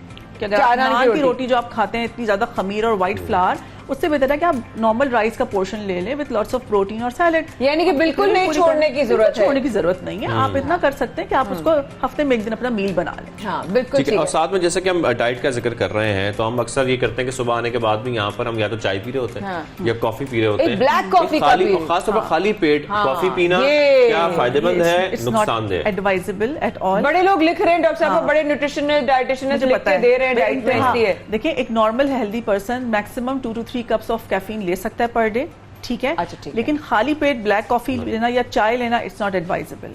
अगर आप ब्लैक कॉफी के इतने शौकीन है, आप प्री वर्कआउट ले लें, एक्सरसाइज से आधा घंटा पहले ले लें, आपका मेटाबॉलिज्म अच्छा हो जाएगा, आपकी एक्सरसाइज अच्छी हो जाएगी। लेकिन जिस तरीके से हम देख रहे हैं कि हम ये सारी चीजें करते हैं, हम सुबह कैफीन भी लेते हैं खाली पेट, हमारी डाइट भी वो नहीं होती, हम सीजनल फ्रूट्स भी नहीं खा रहे होते। अगर आप लेट्स से चाय या कॉफी लेना भी चाह रहे हैं ना, साथ में थोड़े से नट्स लें ताकि बॉडी में कोई एक अच्छा हेल्दी फैट जाए और वो न्यूट्रिशन की आपकी जो है ना कमी को पूरा करे, ना कि एकदम से कॉफी चली गई अंदर। और साथ में सना साहब ये समझना बहुत जरूरी है, हमारे यहाँ बड़ी प्रॉब्लम है कि कोई डायबिटिक पेशेंट है, कोई हार्ट का पेशेंट है, किसी को कोई और प्रॉब्लम है, हम तमाम लोग सिर्फ एक ही डाइट को फॉलो कर रहे होते हैं। हमें अपने बारे में समझना कितना जरूरी है कि हमारी बॉडी की रिक्वायरमेंट क्या है और हमें क्या चीज की इंटेक ज्यादा रखनी, अलग अलग रिक्वायरमेंट होती है। डायबिटीज में भी 10 फेजेस होते हैं, किसी को ज़्यादा डायबिटीज़ इंसुलिन पे चले जाते हैं। इवन हार्ट पेशेंट से भी ज़रूरी नहीं डिपेंड करता, किसी के ट्राइग्लिसराइड लेवल ज़्यादा सही है, किसी के गलत है, तो सबकी लैब रिपोर्ट्स देख के उनका कस्टमाइज डाइट प्लान बनाया जाता है। इसलिए हम कहते हैं कि एक जो हमारी क्लिनिकल न्यूट्रिशनिस्ट होते हैं वो बहुत जरूरी है, ताकि वो आपके केस को समझने के बाद आपको डाइट प्लान जो भी लैब्स होती हैं, सबसे बड़ी बात है क्लिनिकल लैब्स को देखकर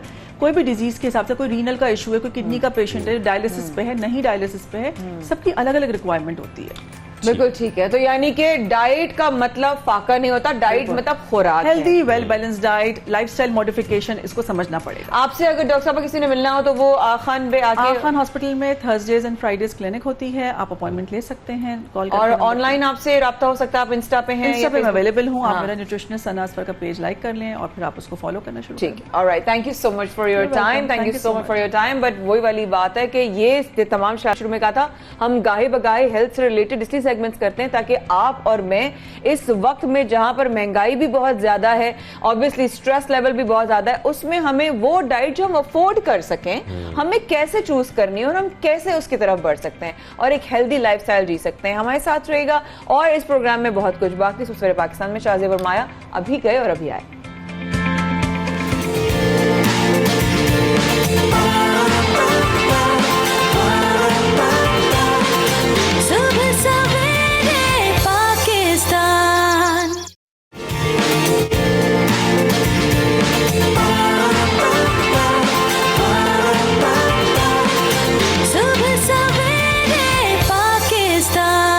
वेलकम बैक। आप देख रहे हैं सुबह सवेरे पाकिस्तान, माया खान और शाहजेब अहमद के साथ में अब हम जिक्र करने जा रहे हैं एक हॉस्पिटल का, free cancer hospital.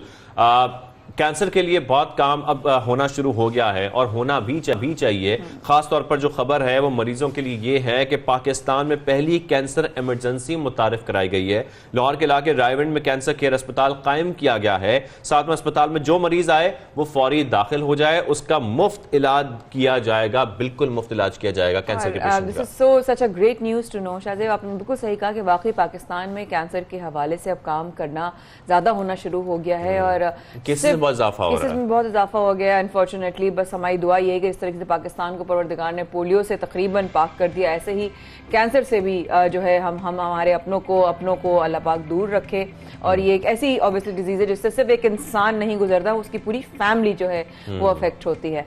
So but then again ये हर कहते ना कि हर मुश्किल के साथ आसानी है, तो अल्लाह ने जो है ये आसानी पैदा की और लाहौर में इस तरह फ्री कैंसर हॉस्पिटल बिल्कुल कैंसर पर तहकीक के लिए रिसर्च सेंटर भी साथ में बनाया गया है। और इसी मामले पर बात करने के लिए हमें ज्वाइन किया चेयरमैन कैंसर केयर अस्पताल प्रोफेसर डॉक्टर साहब ने। डॉक्टर साहब को खुशामदीद कहेंगे सबसे पहले पाकिस्तान में। डॉक्टर साहब, एक तो बहुत अच्छा ये काम है, इसको बाकी सराहना चाहिए। जिस तरीके से पाकिस्तान में पहली कैंसर इमरजेंसी मुतारिफ कराई गई है, बहुत अच्छी काविश है, बेहतरीन कदम उठाया गया है। लेकिन साथ में बताएगा कि तिबी सहूलियात फराहम करने की इस्तात रखता है जो मरीज, ये कैंसर केयर अस्पताल उसके लिए है? जी अस्सलाम वालेकुम। पाकिस्तान में कैंसर एक ऐसी गूंजी बीमारी है जिसके अदाद व शुमार बहुत तेज़ी से बढ़ रहे हैं और सालाना तकरीबन 3.5 लाख मरीज नए ऐड हो रहे हैं in addition to the previous human registry. और अनफॉर्चुनेटली सहूलियात का फुकदान है। ज़्यादा मरीज जो हैं वो एडवांस स्टेज में आ रहे हैं जिनको क्योर नहीं किया जा सकता। और अनफॉर्चुनेटली ये वो मरीज हैं जो ज़्यादा सफ़र कर रहे हैं क्योंकि अस्पतालों का रुख करते हैं और उन्हें चंद दवाइयाँ लिख के और ये कह दिया जाता है कि बस इन्हें अब घर ले दें और घर जाके ये एड़ियाँ रगड़ के बड़ी बुरी हालत में दुनिया से रुखसत हो जाती है। तो कैंसर केयर हॉस्पिटल ने ये शोबा पाकिस्तान में पहली दफ़ा कायम किया है। ये पाकिस्तान का पहला इंस्टीट्यूट ऑफ पैलिएटिव केयर है जो इन मरीजों को दाखिल करता है फॉर अ शॉर्ट टर्म और इनके सिम्टम्स की ट्रीटमेंट करते हैं। It's a model of care. और इसमें सिम्टम ट्रीटमेंट के अलावा एज ए डॉक्टर तो मैंने उनकी दर्द की तकलीफ और ब्लीडिंग हो रही है और जो थोड़ा पेंसी बना हुआ उसका इलाज करना है, जो हड्डियों में बीमारी गई हुई है उसका इलाज करना है। इसके साथ साथ हमारी नर्सें जो हैं वो उनकी नर्सिंग केयर कर रही होती हैं, फिजियोथेरेपी और सारे। इस पर इन ऐसे मरीजों को हम स्टेबल करके तकलीफ में कमी करके इनको घर बहाल करते हैं। जब वो अपने घर चले जाते हैं तो हमारा राब्ता इनसे नहीं टूटता, हम इनको कंटिन्यूटी ऑफ केयर प्रोवाइड करते हैं। ऑनलाइन भी इनके साथ होते हैं और इसके अलावा जिस वक्त भी जरूरत हो तो इनको हम from home bed to the hospital bed दोबारा वापस ले आते हैं। तो इस तरह ये मरीज अपने 6 महीने या 1.5 साल जितनी भी उनकी ज़िंदगी है, इसमें जब भी उसको ज़रूरत होती है वो आ जा सकता है। तो ये एक बहुत बड़ी सहूलियत है जो ऐसे मरीजों के लिए।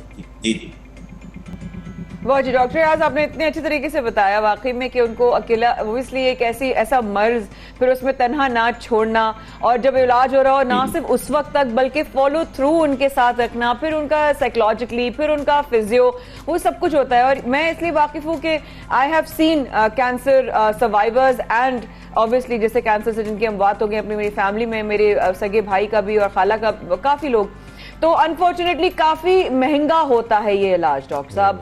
और जब आपने ये फ्री अस्पताल जिसका आगाज़ आप लोग ने किया माशाल्लाह से, जो लोग आते हैं जिनकी मदद होती है, उनके तासुरात क्या होते हैं?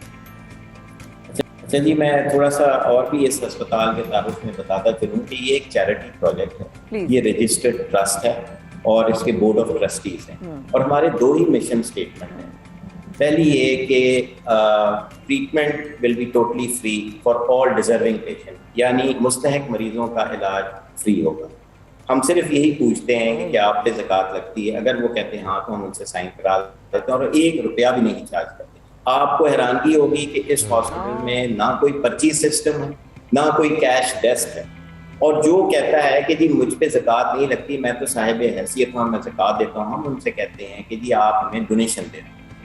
तो ये हमारा 2 मिशन स्टेटमेंट है, totally free treatment and nobody will be refused irrespective of the stage of disease, यानी आपकी बीमारी चाहे 3री स्टेज में हो, 4थी स्टेज में हो, हम उन मरीजों को भी लेते हैं। तो ये हमारे 2 मिशन स्टेटमेंट। और यहाँ पे इलाज देखते हैं, कोई भी कैंसर पेशेंट हो, जी जी, इलाज बिल्कुल फ्री होता है। यकीनी तौर पर ये बहुत अच्छी बात है, बहुत अच्छा कदम उठाया गया आप लोगों की जानिब से। लेकिन सर, जो लोग हैं उनके क्या तासुरात होते हैं जब उनको ये मालूम होता है कि हमारे बच्चे, हमारी फैमिलीज, हमारे रिश्तेदार जिनके इलाज अब मुफ्त हो रहे हैं इस हॉस्पिटल में, खासतौर पर कैंसर जो पेशेंट्स है उसके अलग ब्लॉक भी है बच्चों के हवाले से कोई? बिल्कुल जी, डॉक्टर साहब से हम पूछते हैं कि तो डॉक्टर साहब उनके क्या तासुरात होते हैं आपको मिलते हैं? मरीज ज़ाहिर है इससे मुस्तफीद होते हैं, और वो अक्सर जो हमारे पास मरीज आते हैं वो इस काबिल नहीं होते हैं कि जी वो कोई खर्चा कर सकें, और दूसरे अस्पतालों से रिजेक्ट हुए होते हैं, तो वो हमारे पास आते हैं और फ्री ट्रीटमेंट से वो बहुत खुश होते हैं। और अल्हम्दुलिल्लाह कैंसर केयर हॉस्पिटल में अभी हमने एडवांस कैंसर के मरीजों का दाखिला भी शुरू कर दिया है, और जैसे आपने तारुफ में बताया कि हमारी इमरजेंसी बन गई है, कोई ऐसा पेशेंट जो कैंसर इमरजेंसी हो उसको हम फौरी तौर पे वहाँ पे डील करते हैं, और ज़रूरत पड़े तो उन्हें दाखिल भी कर देते हैं। तो डॉक्टर साहब कोई अलग ब्लॉक है बच्चों के हवाले से? अलग अलग काफ़ी जगहों पे, इवन बाहर भी बच्चों के हवाले से हमेशा एक डिफरेंट एक इंडिविजुअल ब्लॉक की बिल्डिंग्स होती हैं, तो यहाँ पर भी ऐसा कुछ है इंतजाम या प्लान्स में? अच्छा देखें, क्योंकि हम एक चैरिटी प्रोजेक्ट हैं और अभी हम कंस्ट्रक्शन फेज में हैं, तो इतना बड़ा अस्पताल जो एशिया का अल्टीमेटली सबसे बड़ा अस्पताल होगा, 600 बिस्तरों पे मुश्तमिल होगा, अभी हम फेज वाइज जा रहे हैं। आप ये समझ लीजिए कि अभी हम कोई 20% अस्पताल बना पाए हैं, अभी 80% अस्पताल बनना है। तो जो आपने बच्चों के शोबे की बात की, वो अभी फ्यूचर के लिए है, अभी नहीं बना है। तो बहुत से ऐसी सहूलियात हैं जो अभी फौरी तौर पे नहीं दिख पा रहे हैं। डॉक्टर साहब, जैसे आप जिक्र कर रहे हैं कि 20% अभी तक मुकम्मल हुआ है, 80% मुकम्मल होना बाकी है, ये बाकी हम उम्मीद करते हैं जल्द मुकम्मल हो। लेकिन साथ में बताइएगा इस वक्त फ्लो क्या है पेशेंट्स का? जो 20% तैयार हो गई हैं, जो फैसिलिटीज अवेलेबल हैं, उसमें कितने पेशेंट्स रोजाना की बुनियाद पर आ रहे हैं, या अगर हम हफ्ते की बात करें या महीने की बात करें खासतौर पर? जी अच्छा जी, मैं फिर आपको सहूलियात का बताता चलूँ जो अभी यहाँ पे मुयस्सर है। उसमें जो अनमेट नीड थी हमारे इस बीमारी के लिहाज से पाकिस्तान में, हमने कोशिश की कि जो अभी कहीं पे नहीं है वो हम पहले शुरू करें। इसमें मैंने आपको पहले बताया कि पैलिएटिव केयर है, तो एडवांस कैंसर के मरीजों को जिनको कहीं पे भी दाखिला नहीं मिलता था, हमने उनका पूरा अस्पताल बनाया है जो 120 बिस्तरों पे मुश्तमिल है, लेकिन अभी हमने 40 बिस्तरों से शुरू किया जी। दूसरी जो अहम बीमारी इसमें कैंसर के हवाले से है वो है ब्रेस्ट कैंसर। औरतों में ब्रेस्ट कैंसर बहुत ज़्यादा कॉमन है, तो हमने ब्रेस्ट कैंसर के लिए ये सहूलियात प्रोवाइड की हैं जिसमें हम उनको A to Z पूरी ट्रीटमेंट देते हैं, यानी उनकी प्रिवेंशन के लिए भी हम काम कर रहे हैं, उनकी अर्ली डिटेक्शन के लिए भी हम काम कर रहे हैं। अर्ली डिटेक्शन में हम मैमोग्राफी करते हैं, जो हमारी गाड़ियाँ उनकी दहलीज तक जाती हैं और उन गाड़ियों में वो जदीद मशीनें लगी हैं जो कैंसर को अर्ली स्टेजेस में डिटेक्ट कर लेती हैं। इस तरह जो एक बीमारी बिल्कुल चावल के दाने के निस्फ हिस्से के बराबर होती है, तो हम उन मरीजों को ला के अपने अस्पताल में उनका ऑपरेशन करते हैं और इस पर खर्चा भी कम आता है और इलाज भी ज़्यादा नहीं होता। तो ये कैंसर स्क्रीनिंग हमने शुरू की है। फिर जो कैंसर हमारे पास ब्रेस्ट कैंसर के पेशेंट्स आते हैं, उनकी हम सर्जरी करते हैं, उनकी हम कीमोथेरेपी करते हैं, उनकी हम रेडिएशन करते हैं। तो तीसरी बड़ी जो सबसे ज़्यादा बड़ी सहूलत है जो हमने यहाँ पे कायम कर लिया है और 2019 से हम उसको चला रहे हैं, वो है कैंसर रेडिएशन डिपार्टमेंट। और ये बहुत जदीद डिपार्टमेंट है और मैं बड़े फख्र से आपको बताता हूँ, ये पाकिस्तान का सबसे बड़ा रेडिएशन डिपार्टमेंट है। इसमें हमारे पास 6 मशीनें अल्लाह ने 6 मशीनें मिल गई हैं और अल्हम्दुलिल्लाह इस पे टोटली इलाज फ्री हो रहा है। और जो अनमेट नीड की मैंने पहले बात की थी कि ऐसे मरीजों को रेडिएशन के लिए 6 महीने से 1 साल दूसरे अस्पतालों में इंतजार करना पड़ता था, अब ये इंतजार खत्म हो गई है। हमारे पास मरीज आता है तो हम 1 हफ्ते के अंदर उसकी रेडिएशन शुरू कर देते हैं। तो हमारे पास इस वक्त मरीजों का फ्लो ऐसे है कि जी फ्रंटियर से, कराची से, अफगानिस्तान से मरीज आ रहे हैं। वाह वाह वाह। अच्छा डॉक्टर रियाज साहब, यहाँ पर मैं एक बात और पूछना चाहता हूँ। जिस तरीके से हम ये देख रहे हैं कि पाकिस्तान में भी और वैसे तो दुनिया भर में, अगर पाकिस्तान की बात की जाए, कैंसर के पेशेंट से बहुत इजाफा हो रहा है और साथ में हमने ये भी बीच में खबर पड़ी कि कैंसर पर तहकीक के लिए रिसर्च सेंटर भी बनाया गया है। खास तौर पर कैंसर के लिए क्या रिसर्च की जा रही है? अच्छा जी, अभी हमारा रिसर्च ब्लॉक जो है वो मुकम्मल नहीं हुआ है। इंशाल्लाह जब ये अस्पताल मुकम्मल हो जाएगा, हमने अभी आदादो शुमार इकट्ठी करें। जिस तरह मैंने आपको बताया कि जी हम मेमोग्राफी कर रहे हैं, हमने पूरे पाकिस्तान में हमारी गाड़ियां जाती हैं और हमने 3 सालों में 42,000 मेमोग्राफीज की हैं। 42,000 एक बहुत बड़ी तादाद है। इससे अभी हमारे जो डॉक्टर्स हैं वो उस पर रिसर्च कर रहे हैं कि किस उम्र में और किस उम्र के हिस्से में जो है ये बीमारी ज्यादा कॉमन है और किस रीजन में इसकी क्या प्रेवलेंस है, इसकी कॉजेज क्या है, इस पर भी बहुत काम होना बाकी है। तो अभी ये हमारा आगाज है। बिल्कुल सही। थैंक यू सो मच रियाज, हमारे साथ मौजूद फ्री कैंसर हॉस्पिटल से। और ऑब्वियसली आपको साथ साथ दुआओं के साथ मुबारकबाद कि आप मुस्तहक हैं, आपकी पूरी टीम किस तरह आप लोग इस इदारे को लेकर चल रहे हैं। पाकिस्तान में पहली कैंसर इमरजेंसी आपने मुतारिफ करा दी, जिसके लिए हम सब की तरफ से बहुत सारी दुआएं और बहुत बड़ा काम कर रहे हैं। और इंशाल्लाह इस तरह आपने कहा कि सिर्फ अभी 20% काम हुआ है और 80% काम अभी भी बाकी है। इंशाल्लाह जब वो हो जाएगा पता भी नहीं चलेगा। तो बहुत सारी दुआएं and thank you so much हमारे साथ शामिल होने के लिए। प्रोग्राम को आगे लेके चलते हैं और थोड़ा सा जो है वो मूड को शिफ्ट करते हैं। ट्विस्ट करना चाह रही हैं हम? ट्विस्ट तो कहानी में होता है, शिफ्ट करना चाह रही हूँ। शिफ्ट करना चाह रही है, तो जब माया शिफ्ट करना चाह रही है तो फिर हम और कोई बात नहीं करते, हम उसको शिफ्ट कर देते हैं। तो हम प्रोग्राम के अब आगे बढ़ रहे हैं और बात करने जा रहे हैं गुलकार की।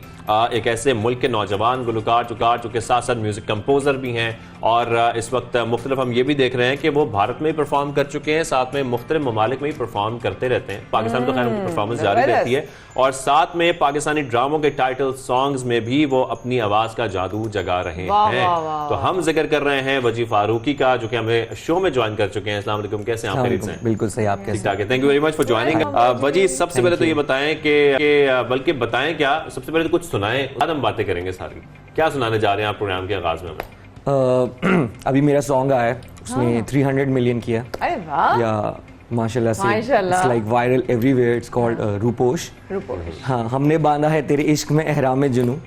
तो वो से स्टार्ट करते हैं। बिल्कुल बिल्कुल स्टार्ट करते हैं। सो मैं वैसे ही आपको 2 लाइन सुना देता हूँ एंड देन 2-3 लाइंस आप सुनाना। ओके। हमने बांधा है तेरे इश्क में एहराम जुनू, हम भी देखेंगे तमाशा तेरी लैलाई का हो के रूपोश। क्या बात है, क्या बात है। अब वो आया ना हमारा जज्बा सवालात करने का, अगर हम पूछें कि भाई कहानी क्या चल रही है, वार्म अप हो गए हम लोग। तो अब जरा बताएं कि गुलकारी और साथ साथ म्यूजिक कंपोजिंग पे साथ साथ आपके टाइटल सॉन्ग्स भी चल रहे हैं, क्या कुछ चल रहा है अभी? सबसे पहले तो ये बताएं।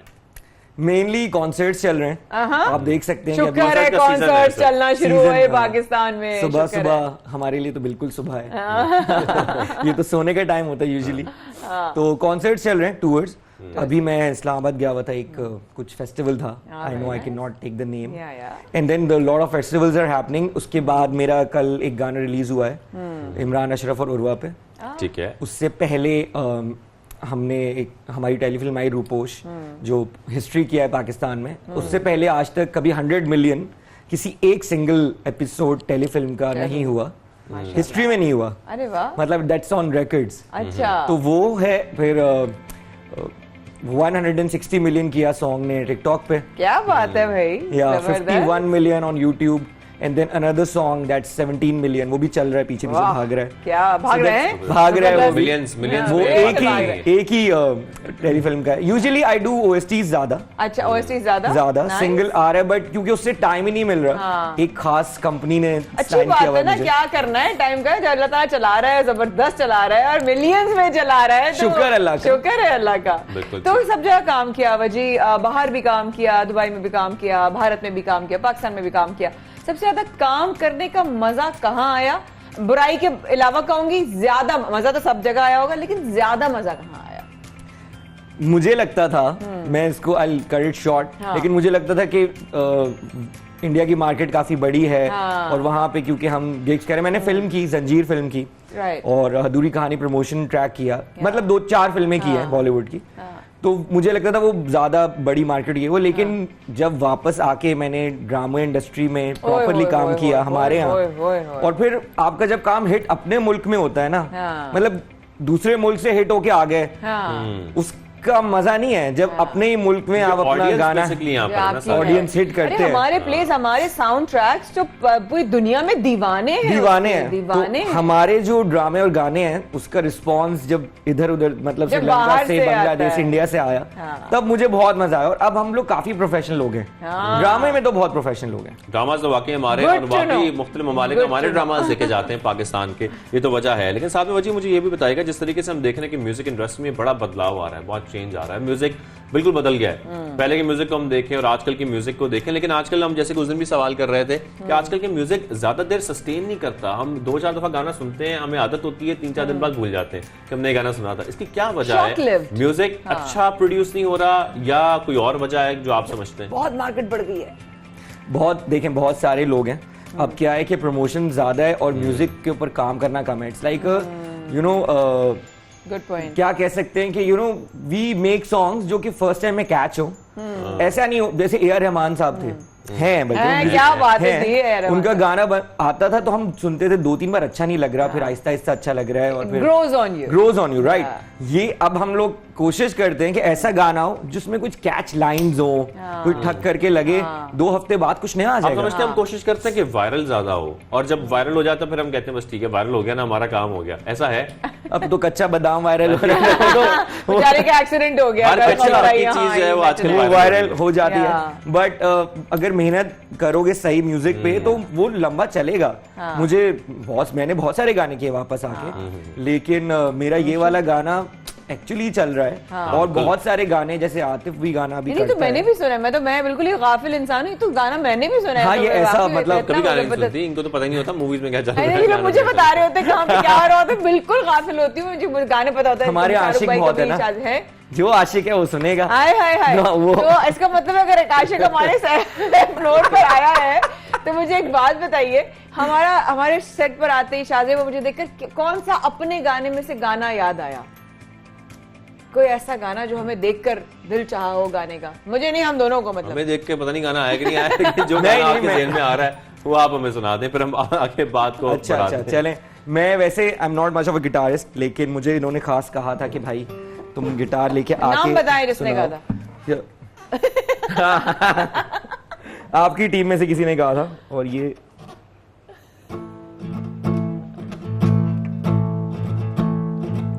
भुला दो वो बातें पुरानी जो दिल को जलाती रही, वो यादें तुम्हारी, वो बातें तुम्हारी जो हमको सताती रही। That's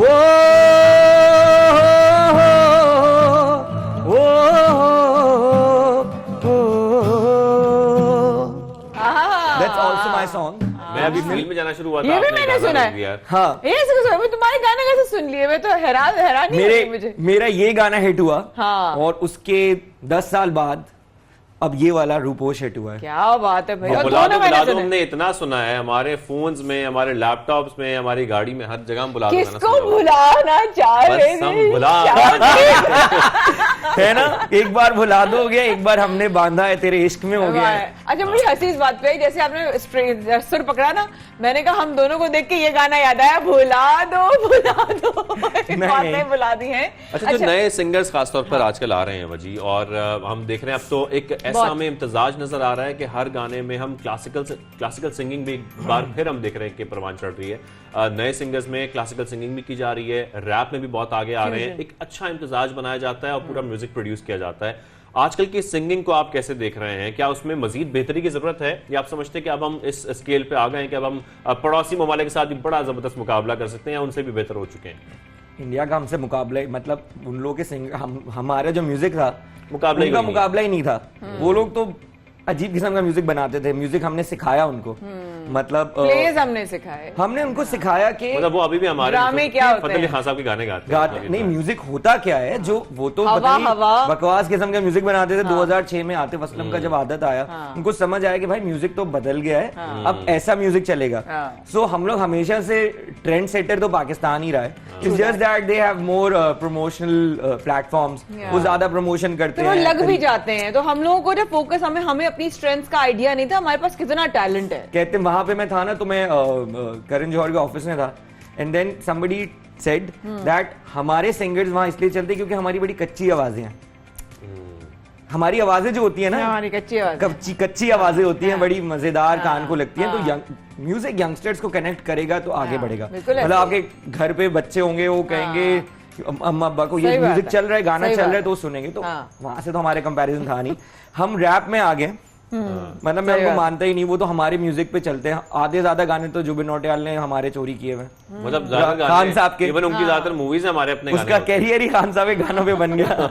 वो वही बात है ना, खान साहब मौसीकी या जो फनकार होता है वो जाने के बाद दिलों में जिंदा रहता है, इसलिए वो जिंदा रहता है। ये बात है। तो उनके जाने के बाद भी उनके वसीले से लोगों का रिश्ता जुड़ा हुआ है। कितनी बड़ी बात है, कोई सरहद नहीं होती, कितनी बड़ी बात है। ऐसा, हाँ, सरहद नहीं होती, और वहां के फैंस भी हमारा काम सुनते हैं। और द थिंग इज, हम लोग बिल्कुल आगे बढ़े हैं, म्यूजिक हमारा आगे बढ़े, बट फॉर्मूला नहीं होना चाहिए कि हर जगह रैप डाल दो। रैप अच्छा, रैप का सीन है ऑब्वियसली, लेकिन मुझे लग रहा है थोड़ा सा एक फॉलो कर रहे हैं हम ट्रेंड, बट ठीक है। अच्छा, और साथ में आप सॉरी मैं आपकी बात कर रहा हूँ कि आप कंपोजिंग भी कर रहे हैं, म्यूजिक कंपोज भी कर रहे हैं, जरा बताइएगा, कंपोजिंग आपकी अपने गानों की सिर्फ होती है, ओवरऑल और भी आप प्रोजेक्ट्स कर रहे हैं इसके साथ साथ? नहीं, गाने होते हैं, सब हमारे इतने सारे कंपोजर्स हैं, सब अपना अपना काम करते हैं, तो अपने गाने होते हैं। अगर मतलब कोई मुझे कहते हैं प्रोडक्शन हाउस के किसी और सिंगर को भी गवाना है, तो I am open for it, हम गवा देते हैं। अच्छा, अब साथ साथ म्यूजिक की बात हो रही है, कॉम्पोजिशंस की बात हो रही है, तो ये बताइए कि आपका अगला किस पर आप फोकस कर रहे हैं, किस तरह के म्यूजिक को जो प्रोड्यूस करने के जहन में है, और दूसरा ये कि क्या एक्टिंग की तरफ भी आने का प्लान है या नहीं? एक्टिंग बहुत मुश्किल काम है, इसके लिए तो पहले थिएटर करना पड़ेगा प्रॉपर। हमारे यहाँ लोग शायद एक्टिंग को हल्का समझते हैं, पर इट्स वेरी डिफिकल्ट। सबसे पहले तो वो 9 to 10 है, 9 to 5 जॉब होते हो, 9 to 10, 9 बजे जाओगे, 10 यू नो इट, नो आपने, आपका तो मैं फैन रहा हूँ आपको ड्रामे का। सोच के बसती बन में कोई साजन हो, कोई वो college school I was, thank you, and we used to sing सब ग्रुप में बैठ के। You made my day. But you know that how difficult acting is. तो एक्टिंग किया तो म्यूजिक छूट जाएगा। हाँ, इसमें क्या म्यूजिक के साथ आप जितने एक्टिंग के साथ ऑनेस्ट होना पड़ता है, म्यूजिक के साथ भी उतना ही ऑनेस्ट होना मुझे पड़ता जब लोग मिलते हैं ना कि हम म्यूजिक साइड पे करके कोई जॉब कर लेंगे, बहुत सारे लोग पाकिस्तान में, it's very difficult to do only acting और ओनली म्यूजिक, पर वैसा नहीं होता। जब आप कुछ और करोगे तो चाहे एक्टिंग और म्यूजिक को छूट जाएगा। म्यूजिक आगे कर रहे हैं, बहुत सारे ओएसटीज हैं। So would you produce something for me in future if I start acting again? like a song. या obviously है ना, जरूर लाजमी। अच्छा तो बहुत गाने हैं बहुत गाने हैं बहुत गाने अच्छा कभी आपने कोई फोक, अब हमारी जो जबानें हैं जिस तरह मुख्तलिफ हमारी ऑब्वियसली, उन जबानों में भी कभी गाया तो ताकि हम उसी आवाज से फिर हम एंड भी कर जाएं? कोई ऐसे आपने गाया पंजाबी में, कोई और लैंग्वेज में गाया उर्दू के अलावा? मैंने नहीं, वैसे तो कोई ऐसा पंजाबी या और गाना नहीं किया मैंने, उर्दू ही किया है ठीक है यूजुअली। एंड हम एंड कर सकते हैं with my track that I have given, like तेरी नजरों के सदके ये जावार दूंगा, तू जो कह दे तो अपना जहां वार दूंगा, मैंने मौला से तेरी मेरी दुनिया है मांगी, वो जो लिख दे तो उसको ही हक मान लूंगा, मौला मौला मौला। क्या बात है, एक ख्याल में यहीं पर हम प्रोग्राम को इख्तिताम की तरफ ले जाते हैं, बिल्कुल लेके चलते हैं। और इसके बाद कुछ नहीं कहना, रखिएगा अपना ख्याल। कल होती है आपसे मुलाकात, शाज़िया पर करेंगे आपका इंतजार सुबह पाकिस्तान में। तब तक के लिए अल्लाह हाफ़िज़।